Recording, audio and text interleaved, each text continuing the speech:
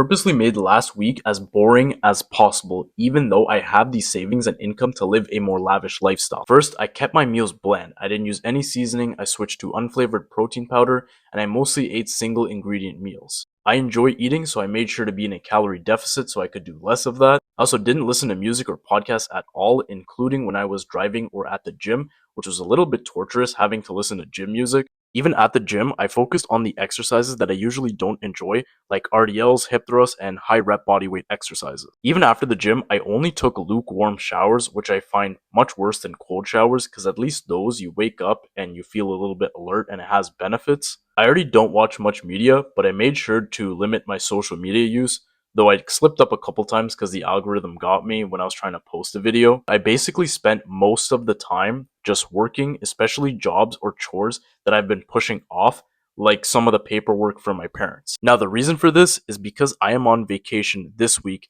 and what I wanted to do is try an experiment with lowering my baseline threshold for enjoyment.